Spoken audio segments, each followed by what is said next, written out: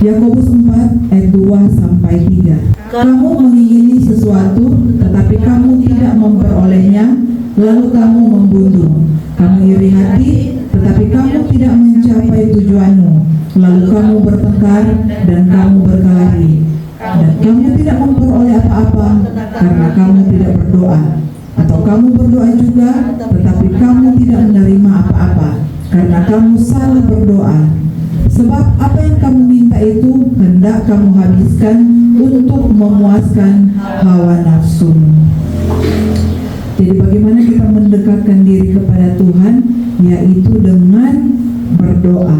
Yang pertama di sini dikatakan kamu mengingini sesuatu. Di dalam hidup ini tentunya kita sebagai manusia terkadang kita hidup itu untuk memenuhi setiap kita kebutuhan, tetapi ada hal-hal yang manusiawi ini yang mengingini segala sesuatu, dan tentunya terkadang pula keinginan itu adalah berupa keinginan yang duniawi. Biasanya orang mengingini segala sesuatu itu menurut apa yang menjadi hawa nafsu kita. Itu adalah keinginan yang kuat.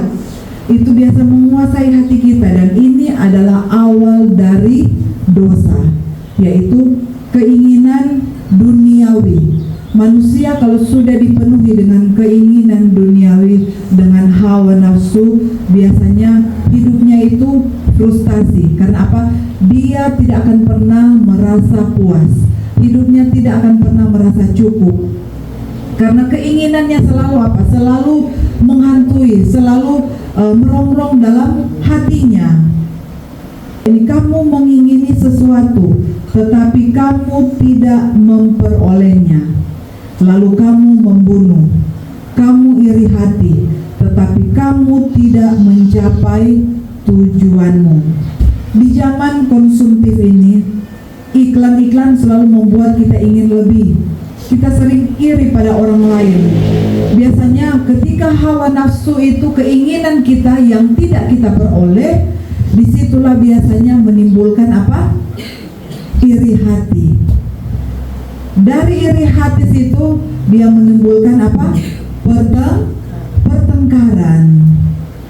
Nah, di dalam Yakobus 3 ayat 16 di situ dicatat, di mana ada cemburu dan sifat mementingkan diri sendiri, di situ juga terdapat kerusuhan dan segala macam perbuatan jahat. Jadi di mana ada cemburu, iri hati itu sama dengan cemburu. Orang itu kalau sudah ada iri hati itu susah, saudara. Karena apa? Ketika kita melihat ada orang lain yang hidupnya lebih dari kita, kalau kita ada cemburu, ada iri hati, kita akan merasa kita harus lebih dari orang itu. Kita harus merasa, oh dia punya itu, oh kita yang mesti ada itu. Jadi di situ ada iri hati, dan orang itu timbul apa? Keinginan nafsu dunia. Keinginan dunia mulai timbul. Oh kita yang mesti bersaing dengan dia supaya kita lebih dari dia. Lebih apa? Lebih ada ini, ada itu, kita lebih jago dari dia. Nah, itu saudara tidak boleh terjadi. Dan dikatakan kamu tidak memperolehnya. Lalu apa? Kamu bertengkar. Dari iri hati, kalau tidak dapat apa-apa, di situ mulai apa? Kekacauan terjadi. Mulai marah-marah, mulai apa? Bertengkar. Suami istri ribut hanya karena hal-hal duniawi. Pertemanan apa? Tapi karena apa? Hal-hal duniawi meributkan sesuatu hal yang tidak seharusnya. Itulah mengapa saudara, doa kita tidak didengar oleh Tuhan. Karena apa? Di sini dikatakan kamu mengingini sesuatu, tetapi kamu tidak memperolehnya, lalu kamu membunuh. Di sini membunuh bukan dikatakan bunuh orangnya, karena di sini tuh orang semua tidak ada niat untuk itu. Tetapi di ayat lain dikatakan barang siapa membenci saudaranya adalah seorang pembunuh manusia. Dan seorang kalau dia tidak berubah dari sifatnya itu, dia membenci saudaranya, yaitu dia pembunuh manusia, dan dia tidak mendapatkan tempat di dalam kerajaan surga. Membunuh di sini yaitu membunuh karakter orang. Dan selanjutnya, kamu tidak memperoleh apa-apa karena kamu tidak berdoa. Apa itu berdoa? Ada yang tahu apa itu doa? Doa adalah ungkapan hati kita, ungkapan permohonan kita kepada Tuhan. Dan kita sebagai orang-orang percaya kepada Tuhan, orang-orang anak-anak Tuhan, kita tidak luput dari apa? Harus berdoa. Karena doa itu dikatakan seperti nafas kita, nafas hidup. Kita membutuhkan itu doa. Orang hari-hari ini kalau kita tidak berdoa, kita tidak akan kuat. Karena hari-hari ini adalah hari-hari yang penuh dengan persoalan, hari-hari yang penuh dengan problema. Kalau kita tidak berdoa, kita tidak akan kuat menjalani hari-hari ini. Di sini dikatakan, kamu tidak menerima apa-apa karena kamu tidak berdoa. Tuhan itu tahu apa yang menjadi kebutuhan kita sebelum kita meminta, atau sebelum kita bilang pada Tuhan, Tuhan so tahu. Tetapi yang Tuhan mau supaya kita berdoa adalah agar kita berhubungan dengan Tuhan, agar kita mempunyai hubungan pribadi yang intim dengan Tuhan. Karena melalui doa itu Tuhan ingin sekali bertemu dengan kita. Sebetulnya kalau Tuhan mau jawab doa kita itu gampang sekali, cuma terkadang orang ini manusia yang tidak mau mendekat kepada Tuhan. Tuhan ingin kita itu meminta kepada Tuhan. Betul, yang mana sebelum orang meminta, oh Tuhan sudah tahu. Tetapi ada ayat yang lain dikatakan, mintalah maka akan diberi. Kalau orang tidak pernah meminta, bagaimana Tuhan mau kasih? Terkadang Tuhan ingin kita meminta agar apa? Sebagai hubungan relasi antara bapa dengan anak. Ketika kita mengalami sesuatu masalah, problema, persoalan, Tuhan ingin kita bergantung kepada Tuhan. Tuhan ingin kita bersandar kepada Tuhan, berharap kepada Tuhan. Karena diberkatilah orang yang mengandalkan Tuhan. Terkutuk orang yang mengandalkan manusia. Kalau kita menghadapi persoalan masalah, ketika kita lari kepada manusia bisa tolong 4 orang. Pertama-tama dorong bisa tolong, tetapi lama kelamaan orang itu akan pasdiu. Manusia itu punya batasnya, terbatas manusia untuk menolong kita. Tetapi hanya Tuhan yang tidak pernah terbatas. Kalau manusia, kita ada masalah, persoalan, kita mau datang cerita ke orang, lama-lama dorang akan apa? Akan bosan untuk apa? Dengar apa yang jadi, oh mana datang kamar cerita tapi masalah. Tetapi Tuhan itu beda. Tetapi kalau orang punya masalah, persoalan, orang datang ke Tuhan, cerita ke Tuhan, orang datang berharap kepada Tuhan, bersandar memohon kepada Tuhan. Hanya Tuhan tempat apa? Orang bersandar. Hanya Tuhan satu-satunya pribadi yang tidak akan membuang kita ketika kita ada masalah. Tuhan malah lebih suka kalau orang datang kepada Tuhan. Tuhan malah lebih suka kalau kita berharap kepada Tuhan. Tuhan malah lebih suka kalau kita bergantung kepada Tuhan. Seperti seorang anak kecil yang berharap kepada bapaknya.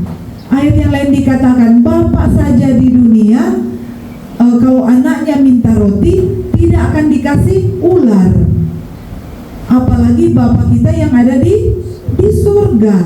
Kalau anak-anaknya lagi dalam masalah pergumulan datang kepada Bapa, dia Bapa yang apa? Yang memelihara anak-anaknya, yang menjaga anak-anaknya, yang menyediakan kebutuhan anak-anaknya. Tetapi terkadang kita rasa malu mau datang kepada Tuhan, rasa enggan mau datang kepada Tuhan. Karena apa? keinginan hawa nafsu ini yang apa? Menghambat. Itu adalah dosa. Dosa yang menghambat kita datang kepada Bapa. Tetapi kita tahu, kita orang-orang yang percaya, 2000 tahun yang lalu Tuhan Yesus sudah mati di kayu salib. Sudah apa? Dia sudah mengalahkan dosa, sudah mengalahkan maut. Orang itu tidak akan seperti zaman dulu lagi datang kepada imam, bikin pengakuan dosa, imam yang datang kepada Tuhan. Tetapi sekarang tidak lagi seperti itu. Kita semua yang ada bebas untuk datang kepada Bapa. Dikatakan kita semua bebas memanggil ya Aba, ya Bapa. Karena Tuhan mau hubungan kita dengan Tuhan itu seperti Bapa dengan anaknya. Karena saya perhatikan anak-anak saya ketika bapaknya jemput, mereka tidak sungkan untuk apa? Untuk meminta kepada papanya. Mereka tidak sungkan untuk bilang, Pak, kita ingin Pak, kita suka beli ini, Pak, kita suka beli cookies itu, Pak, kita nak beli mainan ini, Pak, kita nak beli itu. Semua orang punya apa? Keinginan dan kebutuhan itu berbeda. Tetapi ada keinginan yang apa? Untuk hawa nafsu kita. Tetapi ada pula keinginan kita untuk apa? Mungkin hidup lebih baik lagi. Itu tidak salah. Dan sang ayah ini, saya melihat suami saya, dia sebagai seorang ayah, ketika anaknya meminta, langsung dia kasih. Nggak pernah, biasanya orang kalau bapak-bapak dan mama itu kan beda.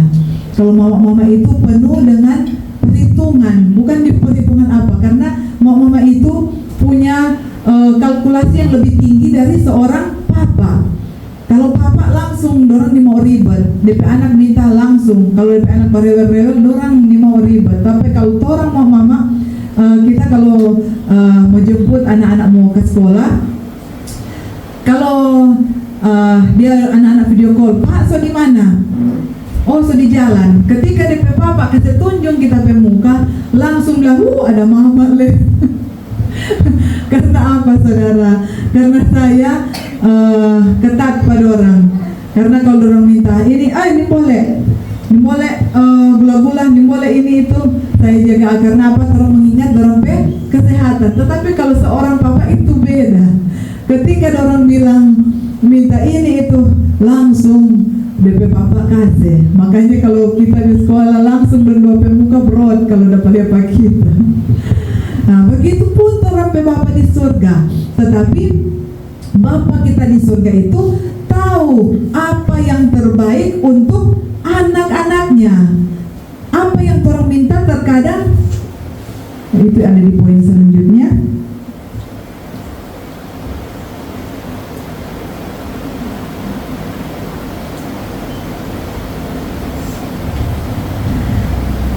Ayat 3 tadi, atau kamu berdoa juga, tetapi kamu tidak menerima apa-apa karena kamu salah berdoa. Terkadang kita sudah berdoa kepada Tuhan, tetapi kita tidak menerima apa-apa dari apa yang kita doakan. Karena apa? Kita salah berdoa. Apa sebabnya yang menjadi kesalahan itu dalam kita berdoa? Di sini di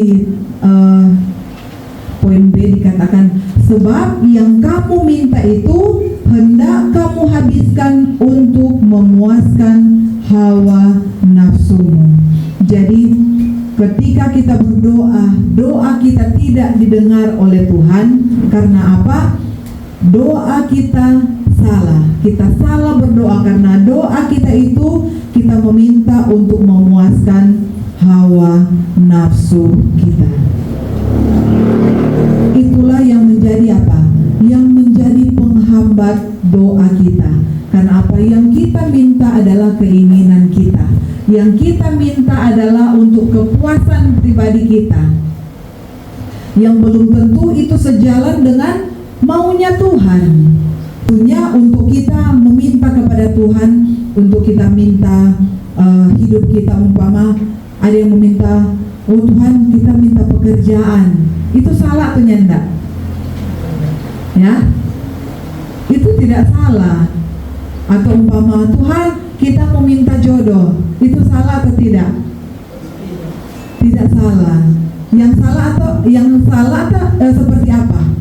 Ada yang boleh kasih contoh? Pak Kiki. Kantong buku pala ya.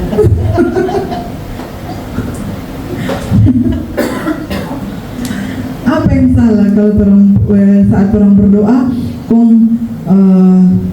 yang Tuhan yang mau dengar doa model begitu, apa yang salah sebenarnya?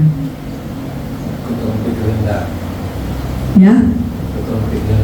Kehendak yang bagaimana?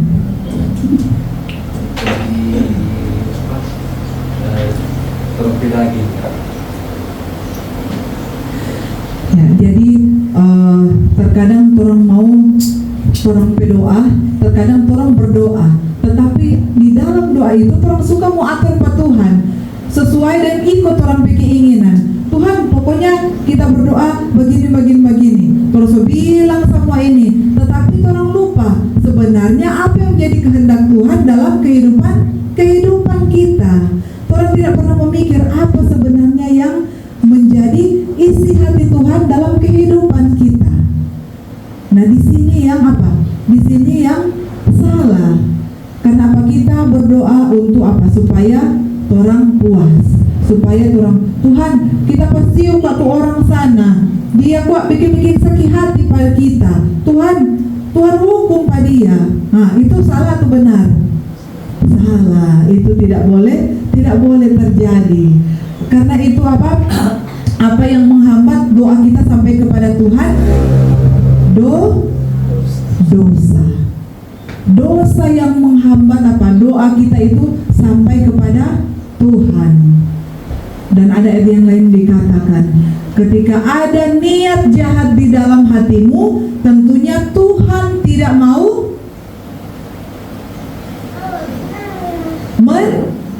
mendengar. Jangankan orang lakukan yang jahat, ada niat jahat dalam hati kita, Tuhan tidak mendengar. Baru mau niat jahat, Tuhan tidak mau mendengar. Jadi hati-hati saudara. Orang mari introspeksi setiap hati kita, introspeksi setiap pikiran kita, setiap perkataan kita, setiap apa yang kita perbuat. Karena apa? Itu semuanya menjadi penghalang doa-doa kita untuk apa? Didengar dan dijawab oleh Tuhan. Sebelum kita datang kepada Tuhan, kita minta ampun setiap dosa kita, setiap pelanggaran kita, setiap kesalahan kita. Mungkin kalau kita mau beristirahat atau di jam-jam doa kita minta ampun kepada Tuhan. Mungkin selama satu hari mungkin kita tidak sadar kita mengucapkan kata-kata yang jahat, kita mungkin berpikiran yang jahat. Kita minta ampun kepada Tuhan supaya apa? Kehidupan kita itu beres setiap hari. Jangan ada dendam, jangan ada kepahitan, jangan ada amarah, jangan ada iri hati. Karena semua itu menghambat doa kita naik kepada Tuhan. Keluarkan itu dari setiap hati kita. Minta Tuhan selidiki hati kita. Jika ada amarah, iri hati, kepahitan, itu seperti sampah yang menumpuk di dalam hidup kita. Minta Tuhan kasih keluar itu. Mungkin kita teringat ada orang-orang yang menyakiti kita. Kasih Tuhan kasih Tuhan keluarkan itu dalam hati kita. Karena kalau orangnya nak kasih keluar, orang bagaimana? Orang mau minta pada Tuhan. Karena ketika orang tidak mengampuni dosa orang lain, Tuhan pun tidak akan mengampuni dosa kita. Jadi sebelum kita datang kepada Tuhan, pastikan hati kita, kehidupan kita beres. Pastikan hati kita bersih. Pastikan apa yang kita pikirkan ini adalah sesuatu yang baik, sesuatu yang mulia, yang agung, supaya itu tidak menjadi penghambat. Doa-doa kita naik di hadapan Tuhan. itu yang menjadi apa? Menjadi halangan. Tuhan ingin memberkati kita, Tuhan ingin mencurahkan kasih karunia, tetapi kalau orang yang mau lepas itu, yang mau buang itu jauh-jauh, tidak akan pernah orang mengalami apa? Kasih karunia Tuhan. Dan ketika kita datang kepada Tuhan, jangan lupa untuk apa? Senantiasa memuji, menyembah Tuhan, mengagungkan nama Tuhan. Kemudian apa?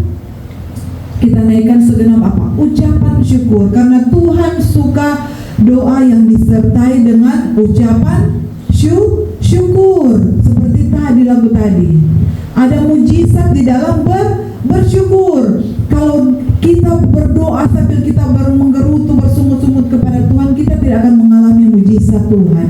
Tetapi ketika doa yang kita naikkan di dalamnya ada ucapan syukur, di situ hati Tuhan senang. Hati Tuhan itu bersuka cita, bergembira ketika kita datang kepada Tuhan dengan ucapan syukur. Dan yang kemudian doa kita yang kita naikkan adalah dengan penuh kerendahan hati. Karena jangan kita datang kepada Tuhan dengan kesombongan. Tuhan tidak suka sekali dengan orang yang sombong. Tuhan tidak suka dengan orang yang congkak, orang yang tinggi hati. Tetapi kalau kita mau datang kepada Tuhan, kita datang dengan penuh kerendahan hati. Kita datang memohon belas kasihan Tuhan. Karena apa? Tuhan itu adalah Dia Allah yang maha kuasa. Kita menyadari kita tidak punya apa-apa, kita tidak bisa berbuat apa-apa tanpa pertolongan Tuhan, tanpa ada Tuhan yang menyertai kehidupan kita. Di situ adalah kuncinya kita berdoa dengan penuh ketulusan hati. Jangan kita berdoa dengan penuh kemunafikan. Tuhan suka kita berdoa dengan kejujuran, apa adanya, datang kepada Tuhan, ungkapkan isi hatimu kepada Tuhan. Seperti Raja Daud. Raja Daud adalah contoh orang yang tulus hatinya. Dia bukannya tidak berdosa, dia bukannya tidak ada melakukan pelanggaran. Raja Daud pun melakukan dosa dan pelanggaran berkali-kali, tetapi dia dengan rendah hati dia datang berdoa minta ampun kepada Tuhan. Dia mengungkapkan isi hatinya kepada Tuhan. Apa yang dialami dia datang kepada Tuhan. Asli dia seorang raja, saudara. Dia tidak mengandalkan prajurit-prajuritnya. Dia tidak mengandalkan kekuasaannya. Dia tidak mengandalkan kekuatannya. Tetapi hanya Tuhan satu-satunya yang dia andalkan. Demikian juga kehidupan kita. Hari-hari ini kita tidak boleh lepas dari namanya doa. Jangan lupa, saudara, kalau orang berdoa jangan asal-asalan. Jangan orang hanya berdoa, Tuhan terima kasih untuk hari ini, amin. Jangan, saudara. Biarlah kita mau datang kepada Tuhan dengan tulus hati dan rasa hormat. Hormat itu bukan berarti seperti prajurit yang hormat, tidak. Hormat itu berarti kita hidup takut akan Allah. Itu adalah hormat. Jadi hari-hari ini mari kita tetap hidup di dalam doa. Karena dengan kita berdoa berarti kita menyerahkan segala sesuatu kepada kehendak Tuhan. Dan kita membiarkan kehendak Tuhan yang jadi atas hidup kita. Karena kita kalau mau melakukan sesuatu dengan keinginan kita sendiri, dengan apa yang kita pikirkan, kita lakukan menurut orang pikiran sendiri, itu akan menuju kepada kebinasaan. Tetapi kalau kita membiarkan kehendak Tuhan yang jadi atas hidup kita, kita menyerahkan rencana kita, cita-cita kita, pergumulan kita, maka disitulah Tuhan berkehendak. Kita mengikuti apa yang menjadi jalannya Tuhan. Dan di situ kita boleh menikmati janji-janji Tuhan. Tuhan mengasihi setiap saya dan saudara. Tetapi orang yang menikmati janji-janji Tuhan hanyalah mereka yang hidup di dalam kebenaran firman Tuhan. Biarlah kita semua hari-hari ini hidup di dalam janji Tuhan, hidup di dalam perkenanan Tuhan, supaya kita boleh jadi orang yang berkenan kepada Tuhan. Mari saudara, jangan lupa kita doa itu menjadi gaya hidup kita. Dimanapun kita pergi berada, hati ini harus selalu terkoneksi dengan Tuhan. Hati ini harus selalu melekat kepada Tuhan, seperti tema kita. Sudah mau 1 tahun ini, bagaimana kita hidup melekat kepada Tuhan seperti apa? Pokok anggur yang melekat kepada kita ranting yang melekat kepada pokok anggur. Kita tidak bisa lepas dari kasih karunia Tuhan, karena kalau kita lepas dari kasih karunia Tuhan, di situ kekeringan rohani terjadi, bahkan kekeringan menuju kepada kematian rohani. Jangan berdoa asal-asal saudara. Kalau orang mau pergi melangkah kemanapun, sempatkan dulu orang berdoa. Mau orang mau kemana-mana, berdoa. Orang makan, berdoa. Orang mau tidur, berdoa. Jangan lupa bangun tidur pun bersyukur kepada Tuhan. Pemeliharaan Tuhan sudah menyertai kita. Dan biarlah kita ada waktu-waktu saat teduh untuk kita boleh bersekutu juga dengan Tuhan.